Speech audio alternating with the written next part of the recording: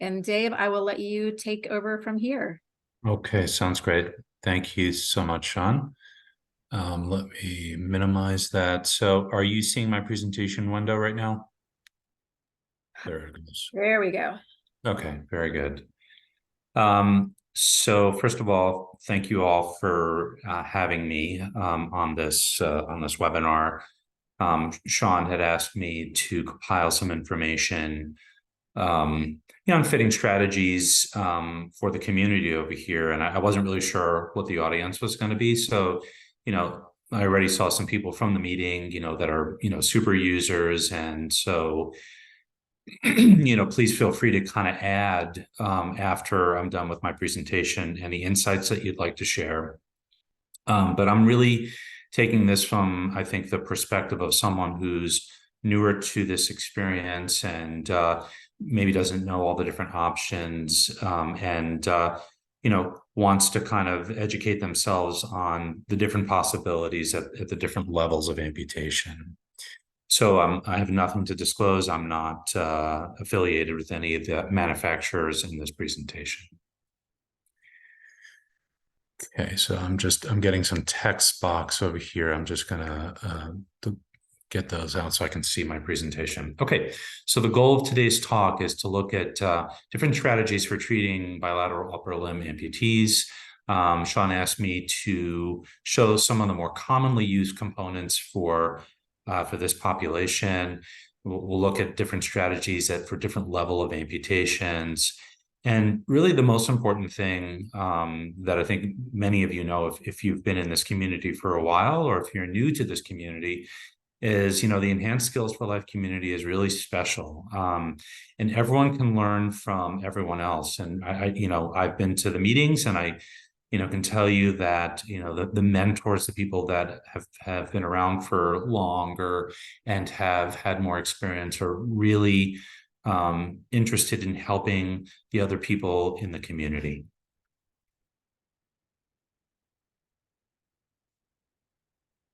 Okay, so let's see, advance the slide. All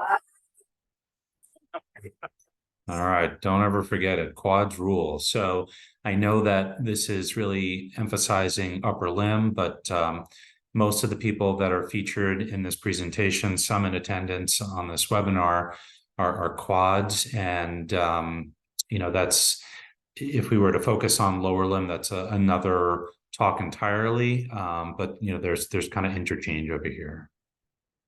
Okay, so the review of components over here is going to be really the emphasis is on body power.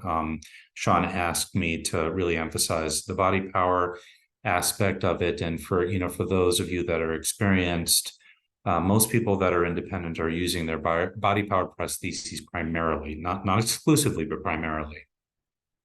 So let's talk about some of the different types that are commonly used in bilateral applications.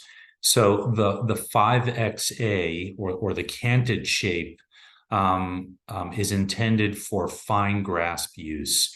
And just to make an important point over here, the patent on this hook was from 1911.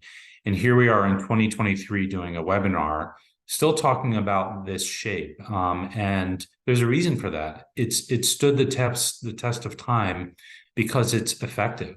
It's an effective design, so really moderate changes to the original design. And just kind of a cute anecdote, that little groove that you see in the 5XA was originally intended for cigarette smokers. The 555 is more layered shape or more cylindrical. It was originally intended to be used for, or better used for, cylindrical objects. So I can tell you from experience that there's really no hard, fast rule with this. I like to give people choices as they're becoming more mature users, so that they can draw their own conclusions and decide, which shapes work best for them. I have bilaterals that only have layered shape hooks. I have bilaterals that only have canted and mixed and matched. So I would say there's really no hard, fast rule for this. The emphasis is that it's really best to be given choices when you're exploring what these tools can do for you. There are specialty hooks that are used. One that's shown over here is a farmer's hook. This is for heavy duty applications. There's a lot of different shapes that can be used in different materials. So, if you work in heavy duty applications, you can have a stainless steel hook that has serrated edges. There are also voluntary closing hooks. There are certain people who choose not to use the rubber bands, but to use voluntary closing. You'll probably see this more often in unilateral applications, but there are people who might choose to use this in a bilateral application as well. One of the most important components in a bilateral presentation is the 5-function wrist. And the one I'm showing you, there's 3 versions actually of it, but the one that's most commonly used is the B version. That's the first picture of the enabler 5-function wrist. It has flexion, extension, pronation, and supination, the ability to both change terminal devices and pre-position terminal devices in live time. And I'm going to try to show you examples of that. The A wrist is for higher level, like shoulder disarticulation, which is what I've used it for.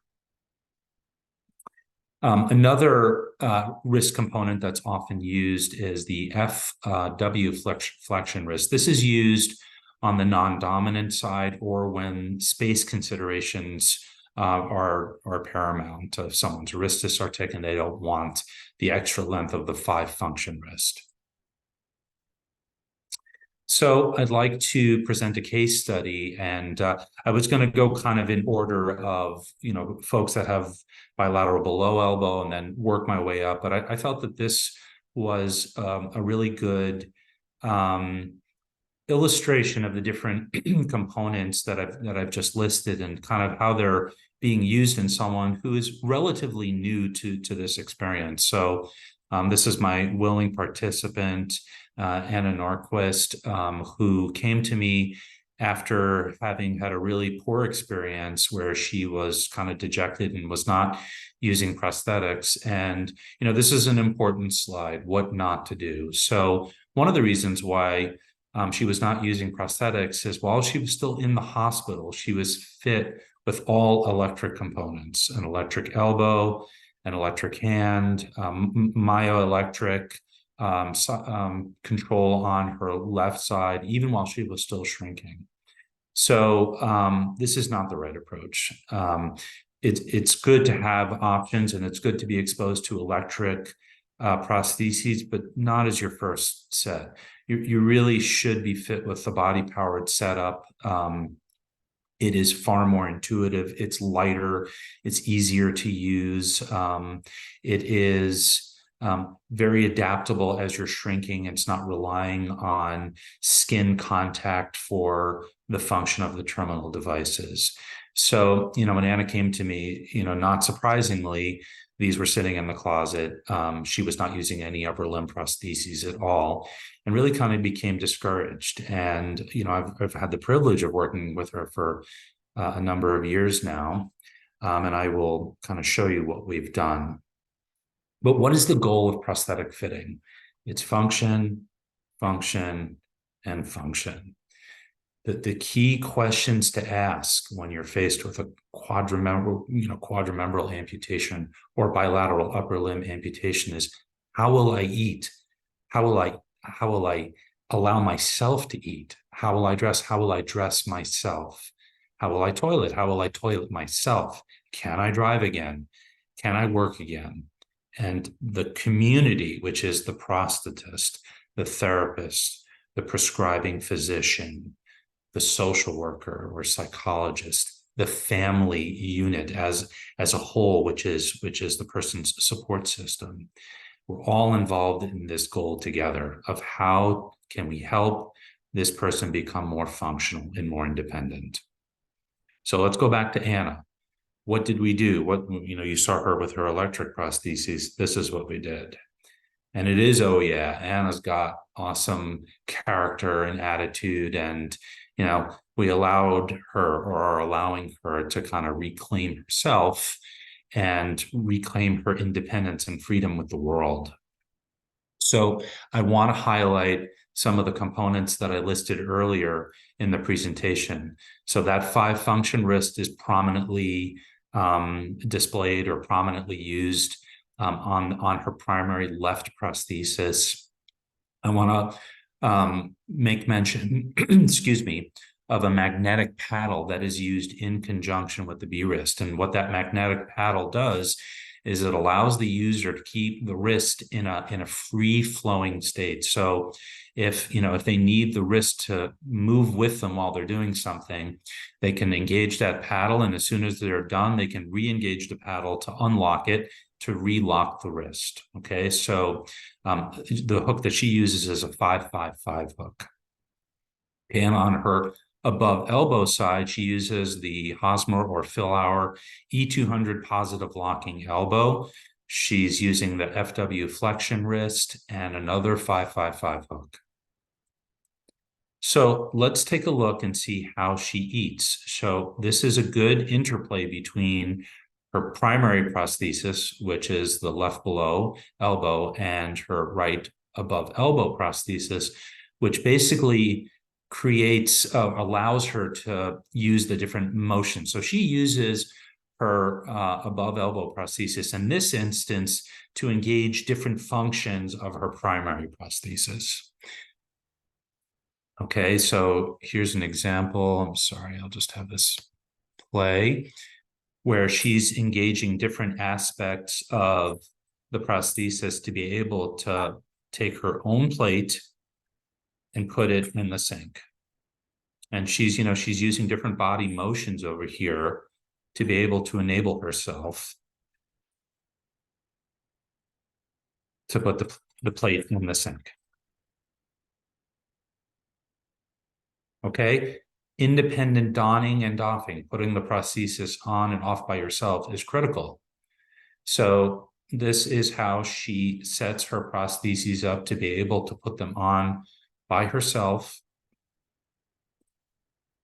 And it's important to mention that these things don't happen overnight. She struggled until she recognized how to do this on her own. Okay, and there you have it. So from a socket and harness standpoint, it's important that the sockets are supportive and comfortable, but they have to be loose enough for her to be able to don and doff the prostheses on her own. Same with the harness. The harness has to be tight enough so that she can function, and yet loose enough that she should be able to don and doff independently. Okay, so this is her modified workstation. She does work. And 3D printing is really cool in that you can kind of make these one-off devices to be able to adapt the workspace. It doesn't have to be 3D printing. There are ways that they can be adapted.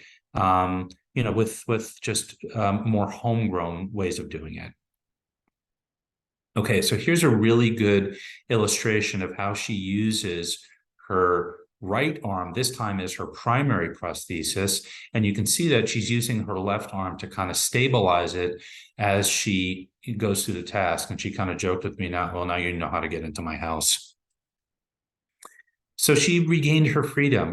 Driving was one of the most important things that she wanted to do. And really, with very few adaptations, she uses her legs on the pedals. She's able to use her arms to drive. The importance of therapy for multiple reasons. You use core strength. If you're a quad, you're using core strength with every aspect of your walking and using your upper limb prostheses. So that's happening in therapy.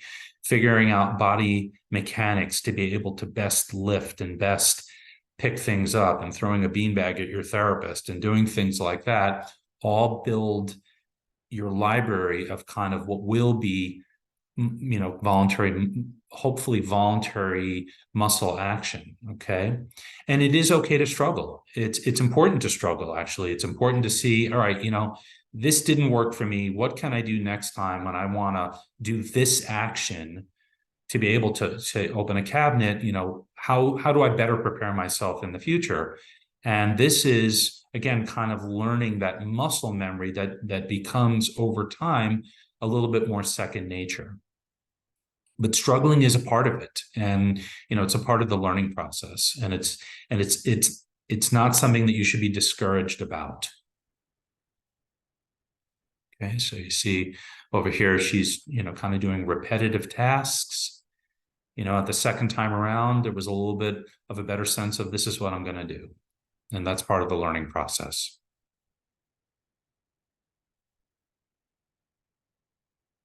Okay, so let's move on to bilateral below elbow amputees. Because both shoulders are intact, and because both elbows are still present, there's many degrees of freedom, and because of that, you should expect that you'll have more function from your prostheses.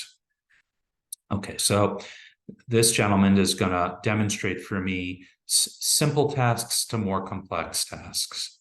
Okay, so I call this like a single motion task where the hook is already positioned where he needs it, and he's able to grab his coffee and drink in the morning. Okay, so this is a little bit more of a complex task where there's interplay between the two arms as he goes to use his phone. So most phones have the ability not to have inductive charging, but actually just touch to be able to use your phones. This man is the COO of an organization. He's on his iPad and is on his phone daily to do his work.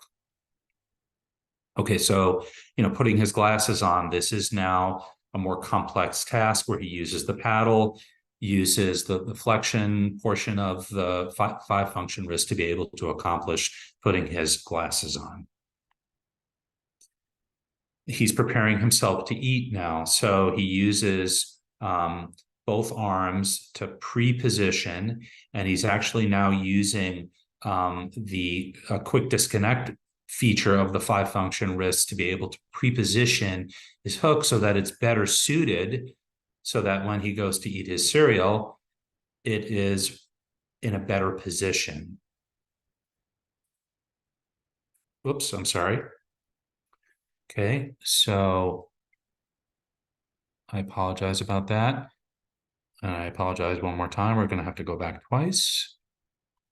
Okay, so now he's using a free floating wrist to be able to eat. So he's the hook is holding the spoon, the modified spoon, in a stable position, and he's using his harness to activate the wrist to be able to get the food to his mouth. Okay. So the all-important toileting, this is also something that takes time to learn and to master, but Jay is showing us how he toilets, and he uses the handy wipes, and you'll see how he wraps his hook.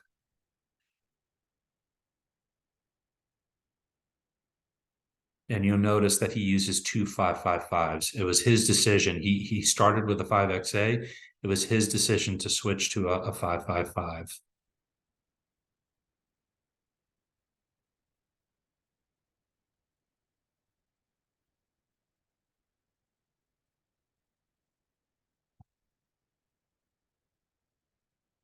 And he has a refuse can over there, and that's how he discards the wipe.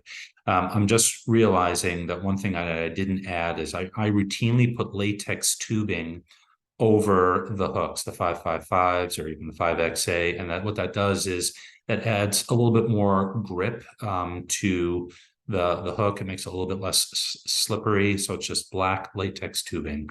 You can see that on both of his hooks.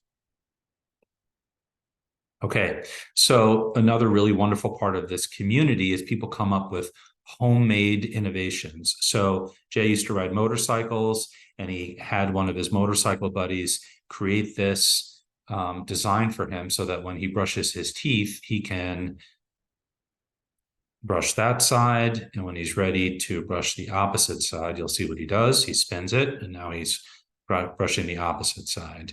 So if you're watching this and you're like, oh, that's really cool, how can I get one of those? He's happy to share, who made it for him and how it was made.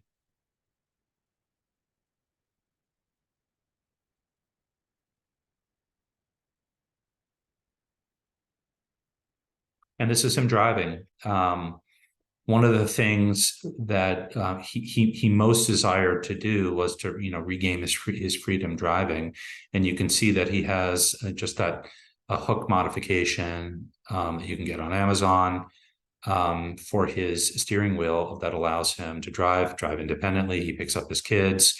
He uses, he's a quad, and he uses his legs to push the pedals. Okay, so Erica Tambrini is a super user, and I'm sure that there are multiple super users on this webinar. But she's been a quad for at least 15 years. I think I made her first set when she was maybe 18, 19, I can't remember. But she does everything independently, and I could spend literally the next 30 minutes showing you videos of her doing things pretty amazingly. But she has a YouTube channel, so it's Eric Tambrini YouTube, and I encourage you, if you want to see different strategies that she utilizes, to go to the YouTube channel. Whoa! So this happened at Skills for Life, where Bob Radosi, who I believe is in attendance, it was at the time designing a golf adapter, and he put it on one of Erica's hooks, and she used her other hook to hold the club, and next thing you know, she's driving the ball certainly better than I can. I think she's a natural athlete, and but there's sport is possible as well. There's so many different adaptive organizations and adaptive strategies. There's adaptive skiing, there's adaptive almost anything. So if you're interested in sport, there are opportunities out there. Okay, so Jamie Ketchum, who I believe is in attendance, said, I have a really difficult time when I go to the grocery store. Can you make me something that will just help me grab objects? So this is homemade. It's just an opposition post, and it's useful for just one thing, really: going to the grocery store and being able to grab stuff off of the shelf. And I think another thing that I want to highlight over here is that these devices don't have to be used all day from your waking hour until you sleep. There's an important thing to have kind of a bag of tools. I mean, upper limb prosthetics are tools, and you can have specific devices that are tailored to specific tasks, and that's all. And if you're using it for just that, that's also okay. So Jamie has burns, and we had to be very careful about her skin. So, when it came time to try on an above elbow prosthesis, we had a material that's kind of like a synthetic lamb's wool or sheepskin that's very soft. And, we figured out that her skin could tolerate it. And, again, this is a tool for her to use in the house when she needs to put things on the shelf like this. So, go shopping and say, she wants to do this independently, so she can use the prosthesis to, carry things, and she can use her right hand to stabilize, or she can use them together. Okay, so here's an example of her using her body-powered prosthesis. And there's a picture of her holding her laundry basket. That's nice to be able to regain that independence. Okay, so what about exercising? Sure, why not? You can put a dumbbell in the prosthesis and do, joint exercises using, the right arm and the left arm at the same time. And here's an example where Jamie said she was able to do things in preparation for food. So all of this, to kind of reiterate, going back to that slide, it's about function, function, function. One, how can we craft these tools to give better opportunities for independent function? Okay, so this is Ethan. He mostly does not use upper limb prostheses as I'm sure many people on this webinar do not use upper limb prostheses for the vast majority of the things that they do, maybe everything. Maybe they don't use them at all. But I want to show how he dons and doffs his prostheses using his hands, his arms. And here's an example of just kind of an ingenious way where he sets up his prostheses. These are suction sockets, and that require alcohol to spray into the socket. So this is how Ethan does it. He sets the gasket up, sprays alcohol using his mouth, and using your teeth in your mouth is a super good strategy for a lot of different things. Okay, and that's how he dons his prostheses and doffs them. But he does use his upper limb prostheses selectively. So, when it comes time to groom his dog, he's using an myoelectric prosthesis with a wrist rotator, and he really is able to have seamless motion between his wrist and his hand. And because he's such a good user, he has confidence that the device is going to do what he wants it to do when he wants it to do it. Okay, here's an example. He said he uses his electric hand when he needs to do vacuuming. So this is how he is able to plug the cord into the electric outlet, and this is how he vacuums. Okay. So he finds this to be an efficient use of this tool. More examples of when he might grab his myo to do certain things. Okay, again, using the wrist and the hand in a very fluid fashion.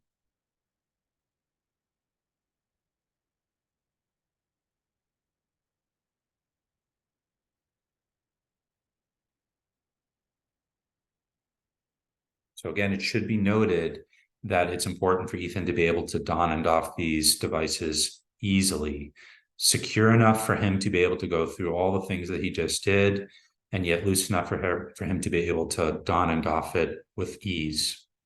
He also has body-powered setups, and he said that there are certain activities that he chooses to use the body-powered setup for. He just finds it easier. So shaving is one of them.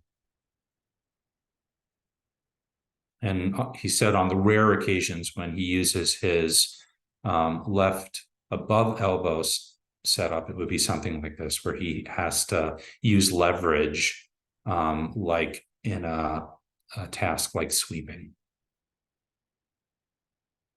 Okay, so bilateral above elbows.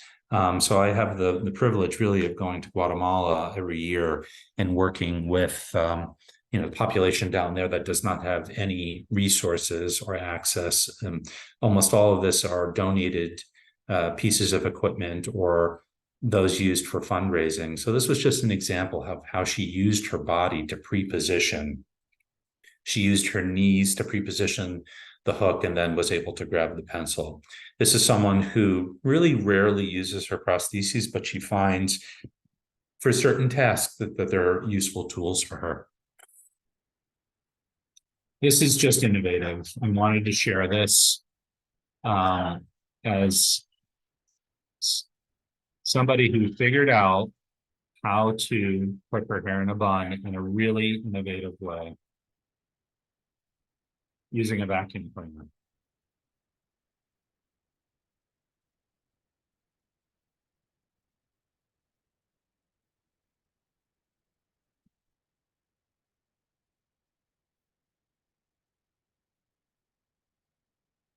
All right, not easy to do, but there's one approach. And how does she do the rest of her hair? This is how she figured out how to do it.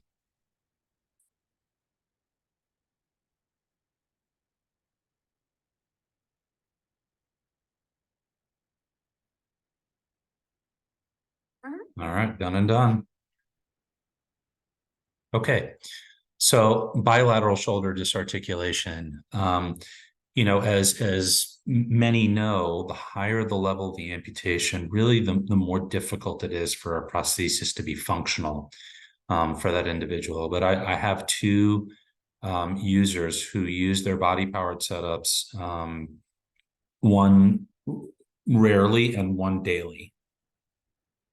So this guy is the rarely, but one of the things that he wanted to do when he got his prosthesis was to be able to smoke and not have to have someone light a cigarette for him and, you know, hold it for him and put it in his mouth. So this is him figuring out how to do it.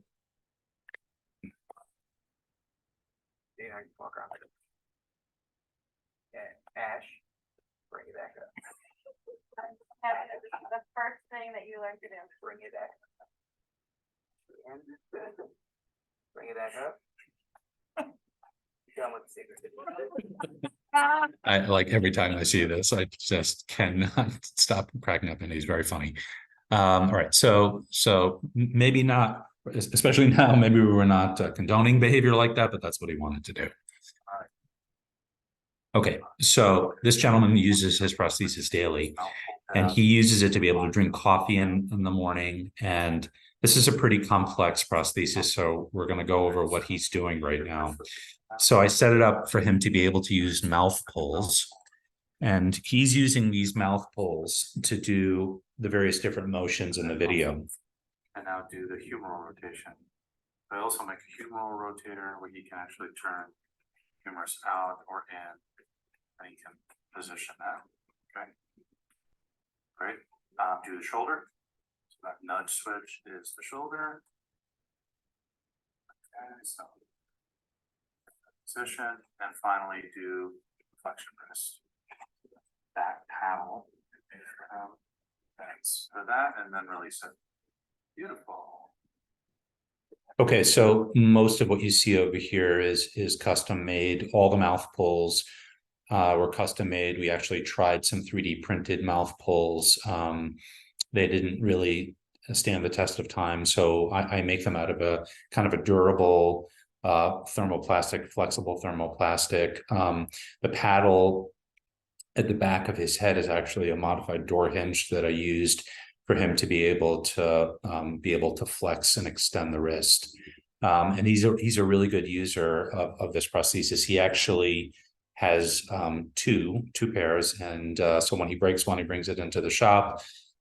We fix it, and he's using the other one in the meanwhile. So the motions present in this prosthesis are his ability to flex and extend his elbow, open and close the hook, pronate and supinate the wrist, flex and extend the wrist, flex and extend the shoulder, abduct and adduct the shoulder, and I made him a custom humeral rotator as well.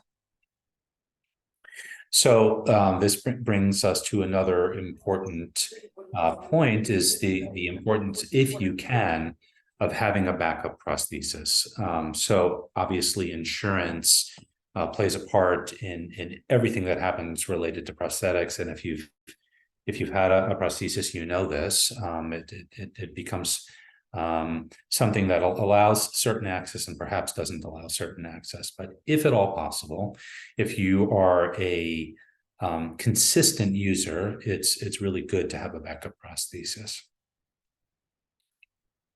So I wanted to talk about some physiology. So if you're missing 4 limbs, you might have come to the conclusion that you run hotter than most. And there is a reason for that. There is something called the rule of 9s. And what that is basically is the biggest organ in our body is our skin. And our skin, in addition to having the responsibility of covering our body and our organs, is also responsible for heat dissipation. It's our natural radiator. As soon as we start to lose skin surface area, we lose the ability to dissipate heat in those areas. And therefore, the rest of the skin is now charged with dissipating that heat. But as a result, most amputees that are missing multiple limbs will tend to run hotter, and that's the reason why.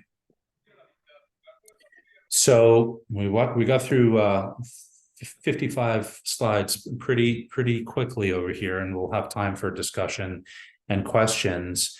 But the conclusion here is that the fitting process is iterative. And what that means is you're going to try certain things that are going to work, and you're going to try other things that are not going to work. And the key is to keep on trying and keep on honing in and keep on finding the best combinations. And, and I can tell you, and there are probably people on this call that can relate to this, is that if you've had a certain setup for 10 years, it is very, very difficult to change that setup, because that's really kind of become part of your muscle memory. If you are now change a paddle or change the location of a hook or the location of a strap, that completely changes how you're relating to the world. So early on, I encourage you to try, different strategies until you find that strategy that really works best for you. And I just want to reiterate again that the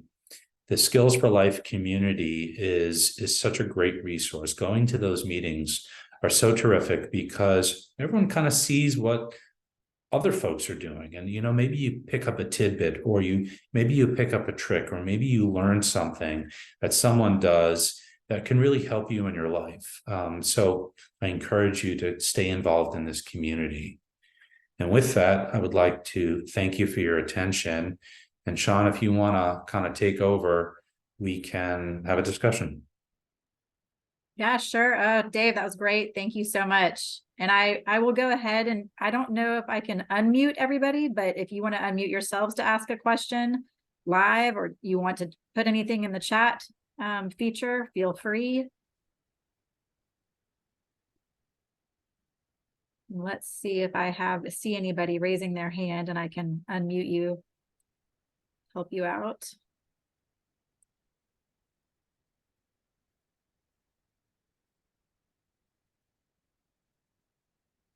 I had several requests for the presentation to be shared later, so I'll just repeat. If you haven't seen the chat window, this meeting is being recorded, and once we get it uploaded to a shareable folder and have a link, we will send that out to the participants. But if you can make sure to include your email address, or stay tuned to our social media, or make sure you subscribe to our newsletters, or send direct message me with your email address, that would be wonderful. So, okay, do you have a question from Elizabeth?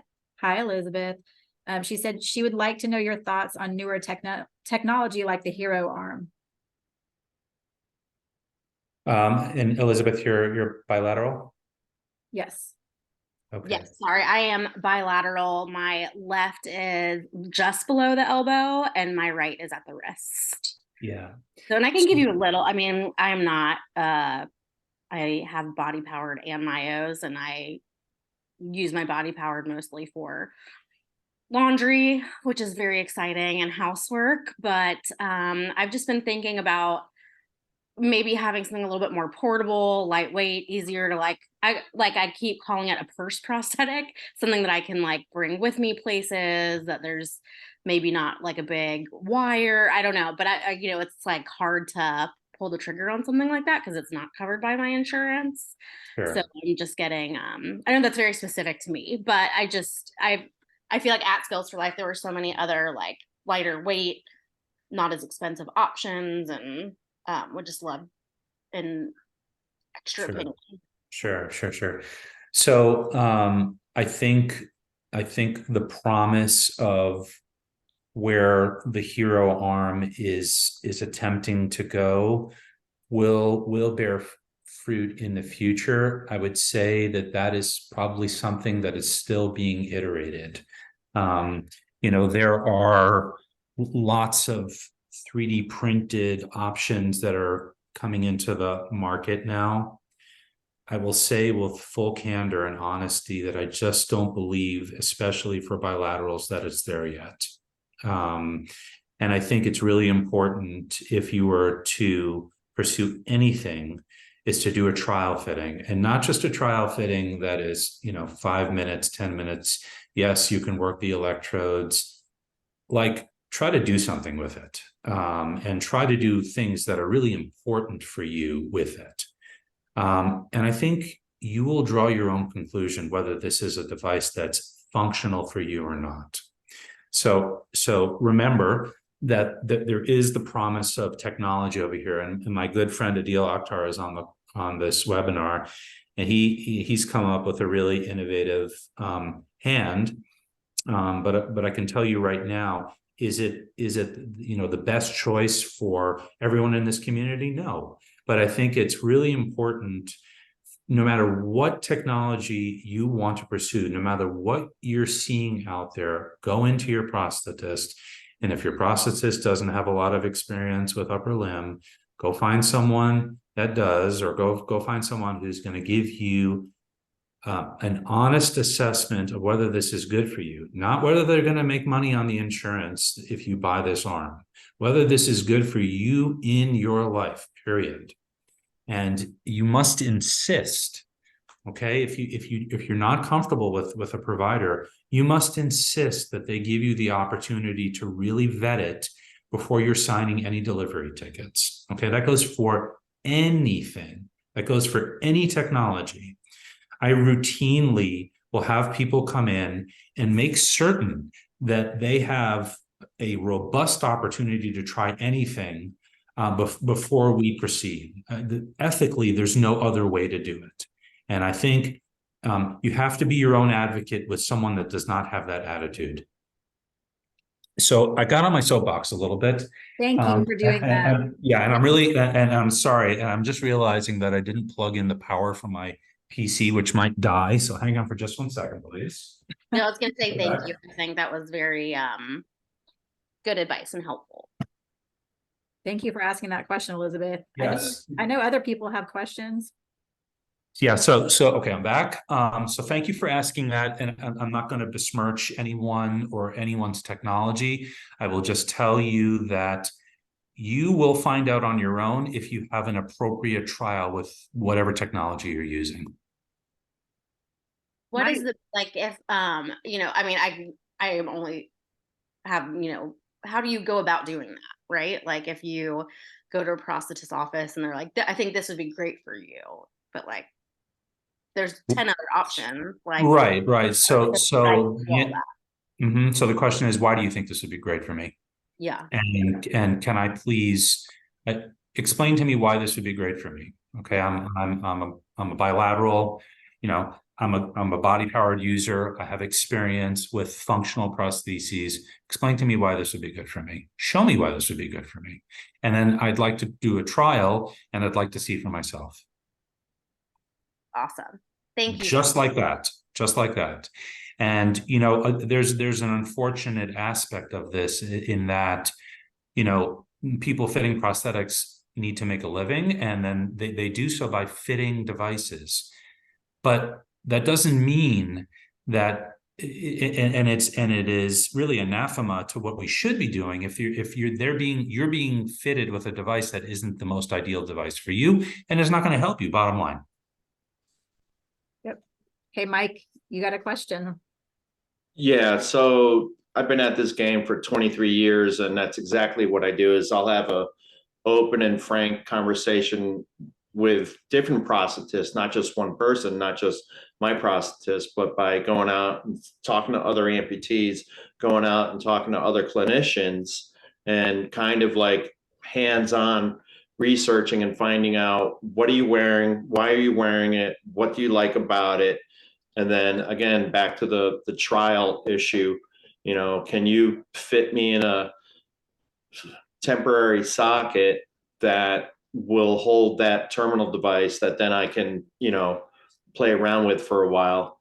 I might be in a quote unquote check socket for an extended period of time. I'll just put it that way. So yeah, just constant communication. And I think what Mike said is spot on. It's good to be in a test socket for a good bunch of time so that well, first of all, you're assessing fit, but to see if this is actually functional for you.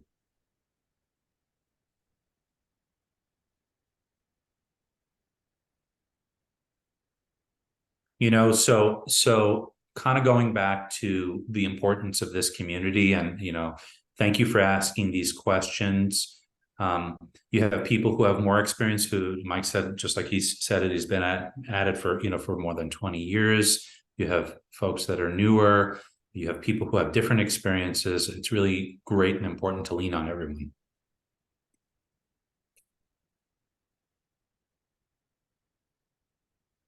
All right, don't be shy.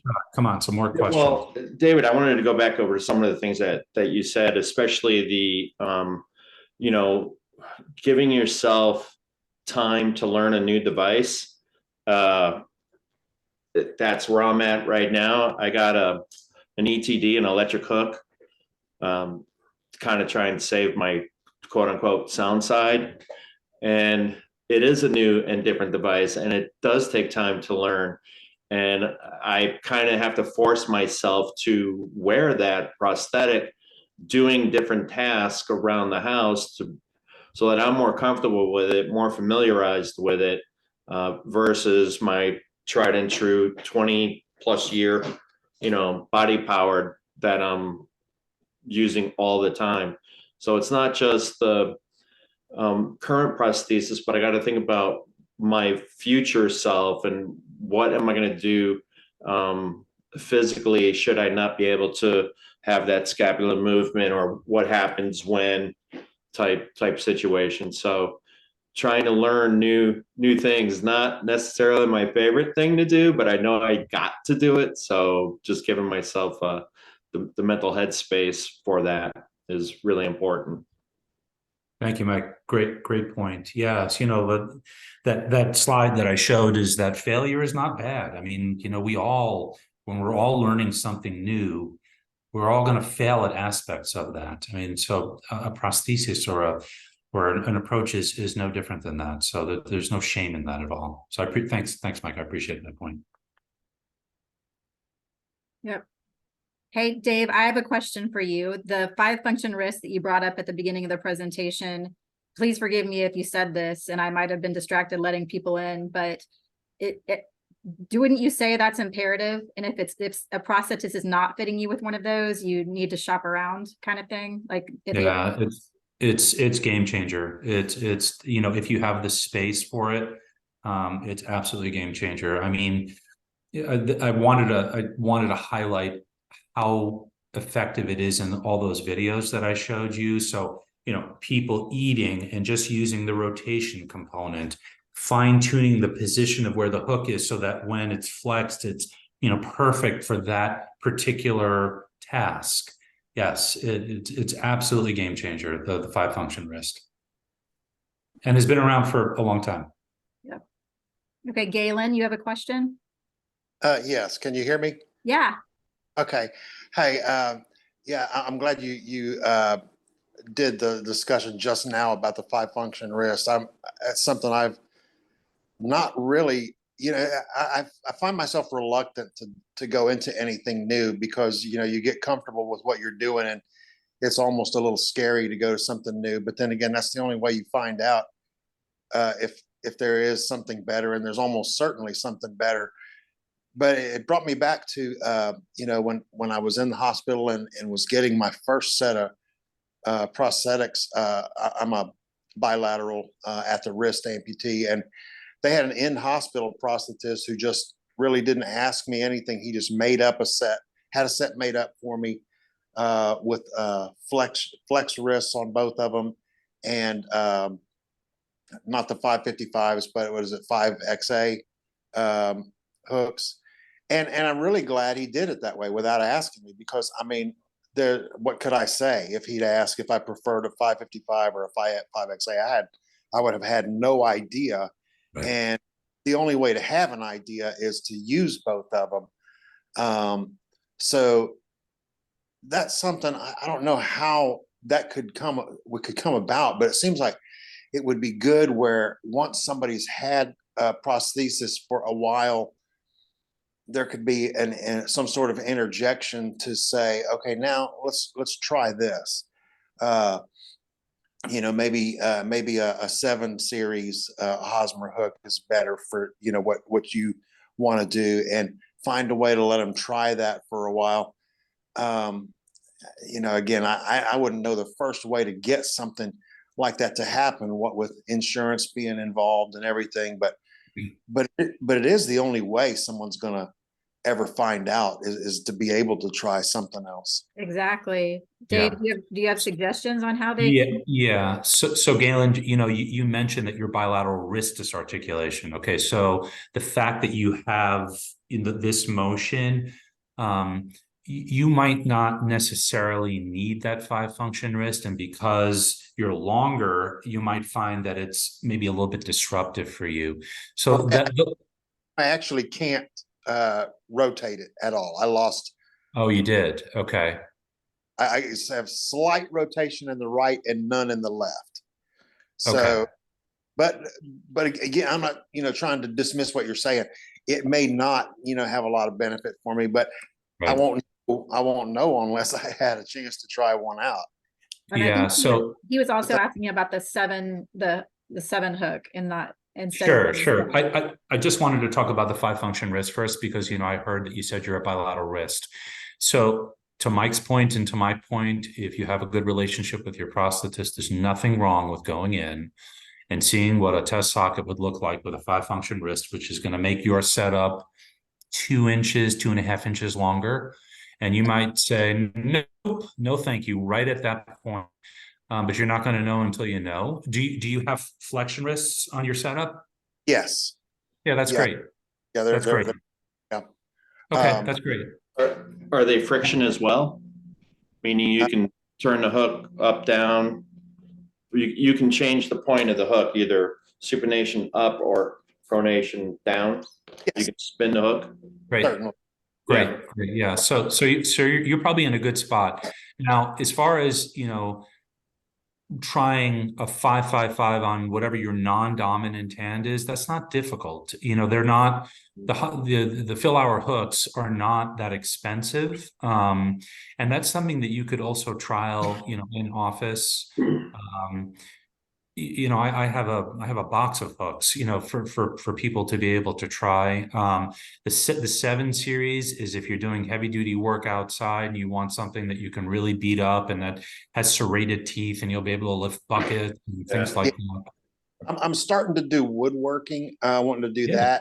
So I took a set of 7s to a trial for a couple of weeks. Okay. And they allowed me to hold the hammer and actually hit something with the hammer and Right. not come loose because the cylindrical grip and the serrations and stuff, it held it just, surprisingly well. So now it's just a matter of talking workers' comp into approving it. And if not, like you said, they're not that expensive. They're not expensive. You said your workman's comp. Are you Medicare age? Yes. If you have Medicare as well, Medicare will cover it. You're not going to have any issues with with a split hook. I mean, the relative cost is so low that you should have no problem. Okay, great. Thank you. You're very welcome. I Okay. think for me, the biggest thing I had trouble with, even because I have multiple left arms, if they're like a 1/16 of an inch difference in length, I bump a lot of things. I'll bump the bottom of a counter, or I won't hit the right key on a keyboard because, back to what David was saying, muscle memory, the length of that object, how things work. So, Or yeah, just scratch. I mean, you hit a point, then you're expecting to, yeah. Hey, Dave, I have one more question that I've been asked a few times from people in the community. For those that are maybe just won't even consider a body powered hook because of the appearance to them, and they want something that looks more like a hand. What is your, I guess, for a bilateral, is there anything electric that looks like a hand that you've seen, for people to be successful, functional, in living independently? Have you seen anything out there that kind of meets that test for a primary set of arms? Yeah. I think, I have one gentleman who's a bilateral wrist disartic who uses mechanical hands, and everyone's thinking like, mechanical hands, how's that even possible? But he committed himself to that 30 years ago, and he refused to kind of ever wear hooks. and he learned how to kind of finagle his way through things using mechanical hands. So, you know, if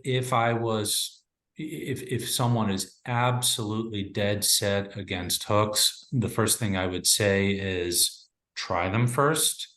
You know, just please keep an open mind and try them. And if they said no, no, no, no, I think you then become exploratory. I think that's the part where you have to think about what's going to be durable, what's going to be consistent. And, you know, this might seem like an odd thing to say, but I think I would go with a simpler device like a system hand that's going to be consistent every time and probably more durable, at least initially, and a wrist rotator. But that's a tall order. It's a tall order to do that and expect to be really, really functional right out of the gate. Okay, thank you. I'll tell new patients the way I look at prosthetics in general, right? If I'm a contractor, I own a pickup because I'm going to go to the, you know, Home Depot, Lowe's, and I'm going to get plywood. I'm going to do this, that, and the other thing. So I'm not asking a Volkswagen Beetle to be my work vehicle. Similarly, I'm not asking a Mayo to go out in the garden and do digging and, you know, put my arm in the pool and pull something out of the pool. So I'm picking a device that complements the normal everyday tasks that I'm doing in my environment. Yep. Yep. Yeah, I sympathize, you know, with that position, Sean, but I think, you know, I've met people that said no way, like came into the office and are like, there's no way I would ever wear a hook. There's just no way. I don't want straps, I don't want this, until you show them what it can do. Yep. Okay, I think we'll have one more question. Thank you again, Dave. We have one more question. Edgar, hi. You want to ask your question?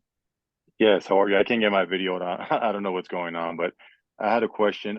Well, my son is he's a bilateral amputee, he's a quad amputee, and we're still in the hospital here in Vanderbilt, and you know, I'm looking for an upper limb specialist. My question was, if I wanted to work with you in Chicago, is there how do you guys work in Chicago? Is it something that I have to travel for a week or two just to get fitted and for Matthias, or how does that work? Yeah. The way I set it up is just based on what the individual's needs are. You know, if we're fitting 4 limbs, it's going to be more than a week. It's going to be a commitment, and it's going to involve therapy, and it's going to be totally comprehensive. Probably minimum 2 weeks, maybe even 3, just to make sure if we're doing 4 limbs. And then I'll probably want to find someone, just depending on how far you live. I mean, I have folks who drive, you know, 5-6 hours one way, but just depending what that looks like for you, probably find some local support just to make sure that if, you know, if we are doing this, that there is someone, if you break a strap or if you know, that is able to take care of that, I would work kind of in partnership with them. That's usually how I handle those fittings. Okay, yeah, more than likely we'll be heading to Shriners in Chicago for inpatient rehab. Okay. So that's why I wanted to ask that question, because I guess we'll be close to you. Sure. Yeah. No, I know that entire team, and you know, Edgar, we can take this offline. I don't want to, you know, take the group's time up, but yeah, but that's how we would do an expedited fitting. So yeah, I'm happy to talk to you offline. Thank you. You're welcome.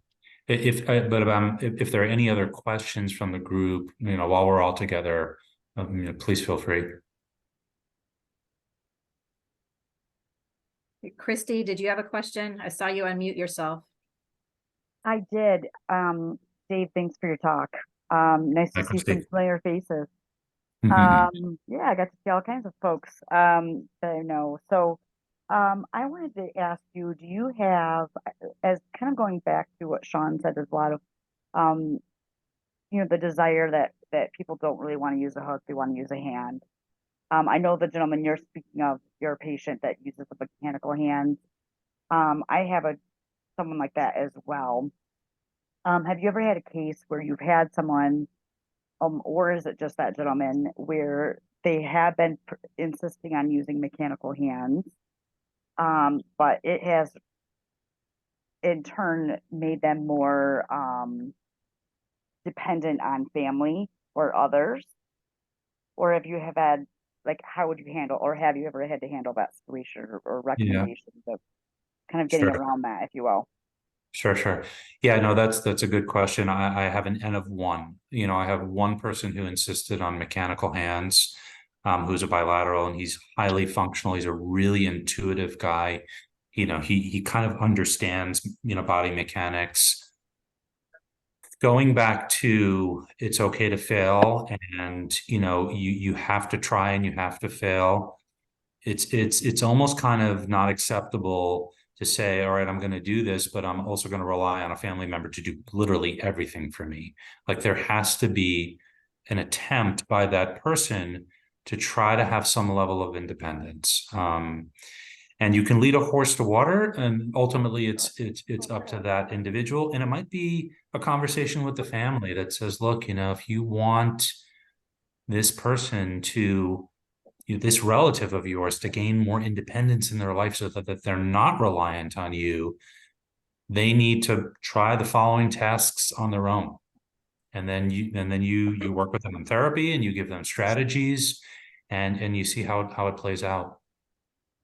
Yeah, and I think, yeah, thank you. I think that's where our group here at Enhancing Skills for Life is such a good group, because this has been one of those conferences where folks can come and they have certain feelings of what they would or would not do. And as you mentioned, you know, everyone has different strategies and different ideas and ways to do things. And sometimes that's the only way to get through is, I think that helps when they have other ideas or other folks that are going through it. To get that support and idea, and maybe open their mind a little bit or ideas to that. So appreciate it. Thanks. Absolutely. And it's a common theme, you know, where people think that think they would never do a certain thing, and they have a very kind of strong and staunch opinion until you show folks and they experience it on their own. You know, what it means to function, what it means. And sometimes it just means just give this a try. There's no, you can try it now and you can say, I'll never do it again. Just try it. Yeah, for sure. I also want to just mention to Edgar, your son, I'm also in Chicago. I'm an occupational therapist by background. I'm more than happy to reach, you know, to talk to you further or help out with if you're doing a fitting with Dave or helping train your therapist, things like that if needed.